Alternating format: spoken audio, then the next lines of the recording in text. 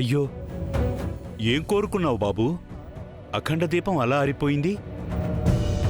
నీ కోరిక తీర్చడం ఆ పరమేశ్వరుడికి ఇష్టం లేనట్టుంది.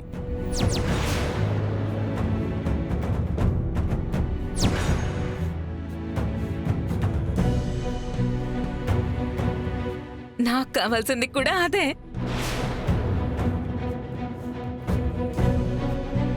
ఆ శివయ్యని నా భార్య తులసి ప్రాణాలని గట్టెక్కించమన్నాను. అంతేగా అంతేగా నువ్వు నీలో నీ సగభాగాన్ని నీ భార్యకిచ్చి అర్ధనారీశ్వరుడు అయ్యావే,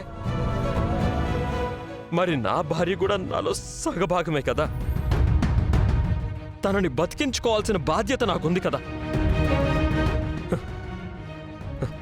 తన ప్రాణాన్ని గట్టెక్కించడానికి నువ్వెందుకు వెనకాడుతున్నావు?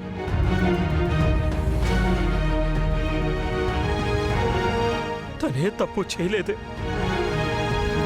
తప్పేదన్నా జరిగిందంటే అది చేసింది నేను. కావాలంటే నా ప్రాణాలు తీసుకో, అంతేగాని మంచి మాత్రమే తెలిసిన తులసిని, మనుషుల్లో దేవత లాంటి తులసిని బతికించయ్యా, బతికించు.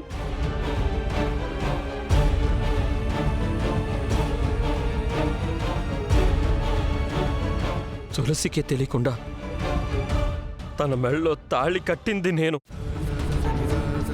తను నా ఇంటికి రానన్నా వెళ్ళి బలవంతంగా తీసుకొచ్చింది నేను. తను నా భార్య అవ్వడం వల్లే నా తులసికి ఈ పరిస్థితి వచ్చింది. అసలు నేను తనని ప్రేమించి తన వెంట పడకపోయి ఉంటే, తన మెళ్ళలో తాళి కట్టకపోయి ఉంటే, కోడలిగా తను మా ఇంటికి రాకపోయి ఉంటే, తులసి ఖుషితో ఎక్కడో సంతోషంగా బతికుంటేది. నా వల్లే, నేను చేసిన తప్పుల వల్లే ఇవాళ తులసి హాస్పిటల్లో చావు బతుకుల మధ్య ఉంది.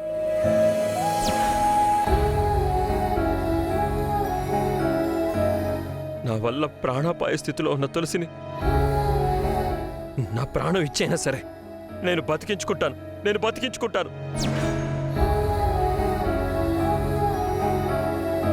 నా తులసి ప్రాణాలతో క్షేమంగా తిరిగొచ్చే వరకు నేను ఈ కొరడాతో కొట్టుకుంటూనే ఉంటాను.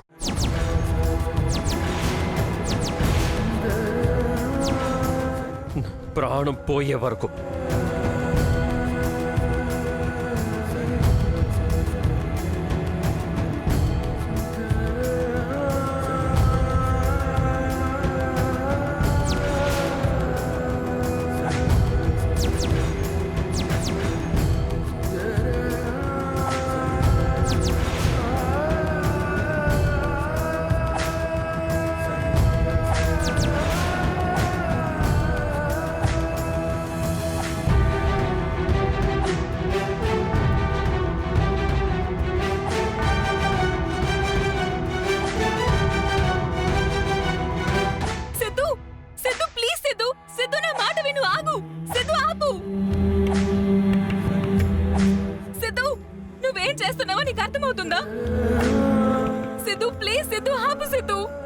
నేనిది ఆపడం అంటూ జరిగిందంటే అక్కడ తులసి కళ్ళైనా తెరవాలి, లేదంటే ఇక్కడ నేనైనా కళ్ళు ముయ్యాలి. ఏంటి సిద్ధు ఈ మొండితనం? ఇదే ముగింపు.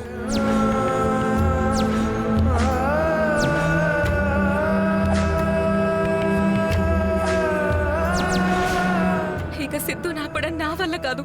వెంటనే అత్తయ్యకి ఫోన్ చేసి చెప్పాలి.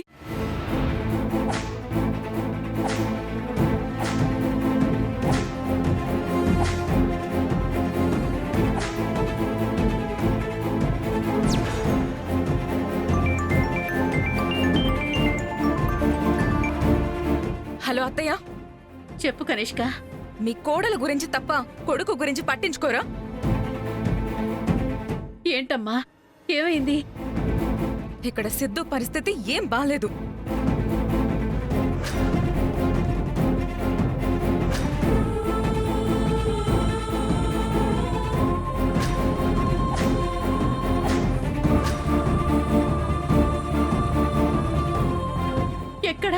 ఎక్కడ కనిష్క? మణికొండ శివాలయంలో. ఆ, సరే మేము ఇప్పుడే బయలుదేరుతున్నాం. త్వరగా రండి.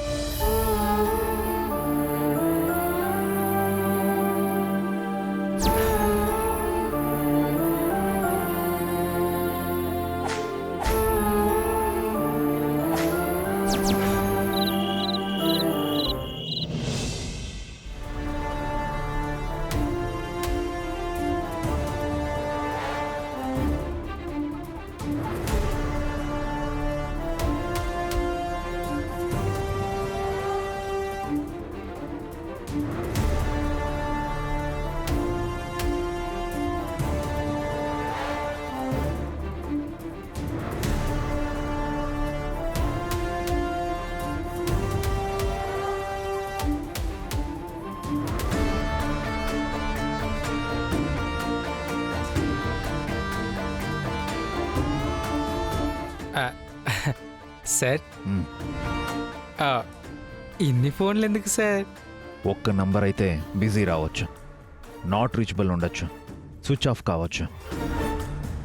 అందుకే జాను కోసం పాన్ ఇండియా మొత్తం వెతుకుతున్న వాళ్ళకి ఈ నంబర్స్ అన్నీ షేర్ చేశాను. ఎప్పుడు ఎక్కడి నుంచి ఏ నంబర్కి కాల్ వస్తుందో చెప్పలేం కదా. Correct sir. Be alert. అలాగే సార్.